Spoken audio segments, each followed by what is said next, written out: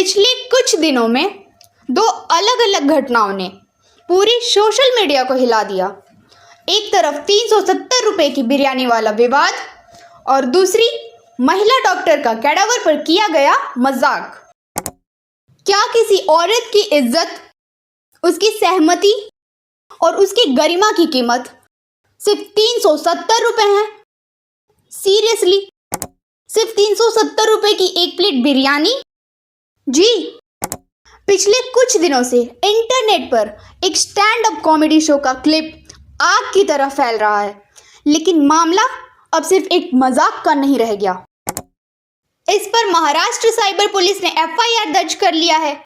Show में बोलने वाले लड़के को उसकी कंपनी ने उसे जॉब से निकाल दिया है और इंटरनेट दो हिस्सों में बंट चुका है।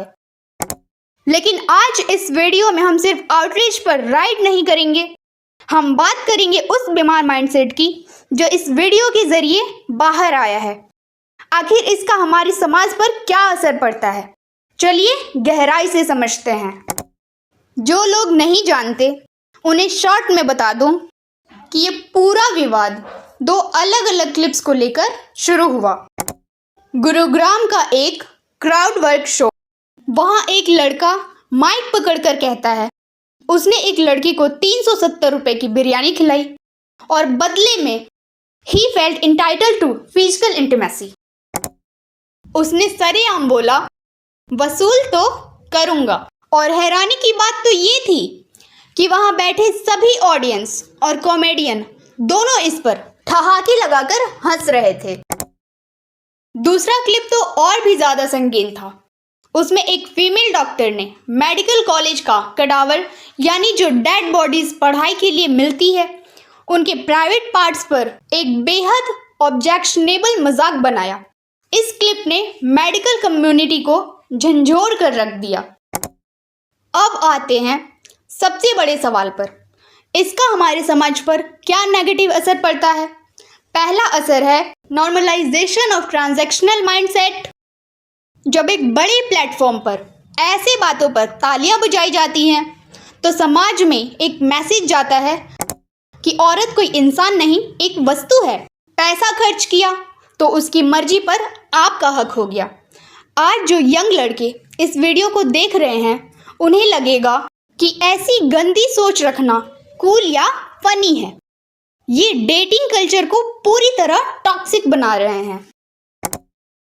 दूसरा असर, loss of basic human empathy. जो मजाक डेड बॉडीज पर बनाया गया वो दिखाता है कि आज इंटरनेट पर व्यूज और शॉक वैल्यूज के लिए लोग किस हद तक गिर सकते हैं। एक मृतक इंसान के सम्मान को थोड़ी सी तालियों के लिए बेच दिया गया। तीसरा असर, कॉमेडी के नाम पर बाउंड्री लागना है।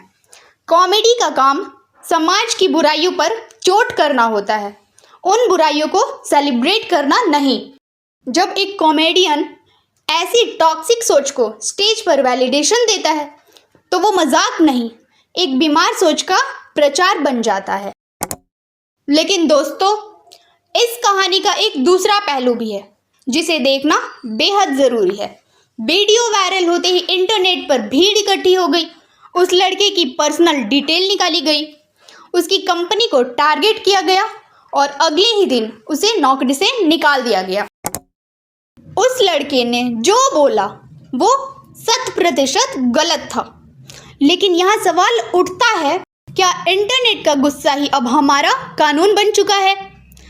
अगर हर गलत स्टेटमेंट पर इंटरनेट ही करियर खत्म करने लगेगा तो कानून और अदालत की क्या जरूरत? आखिर में बात घूम फिर कर हम पर आती है। एक डिजिटल समाज के रूप में हम किस चीज को व्यू दे रहे हैं, किस बात पर हंस रहे हैं? जब तक इट्स जस्टिस जोक कहकर ऐसी बातों को झेलते रहेंगे तब तक हम कंसेंट और रिस्पेक्ट की बुनियाद नहीं बदल पाएंगे। आपका इस पूरे विवाद पर क्या कहना है? क्या उस लड़के को नौकरी से निकालना सही डिसीजन था?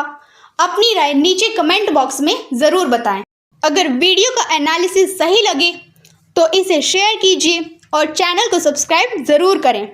मिलते हैं अगले वीडियो में। जय हिंद।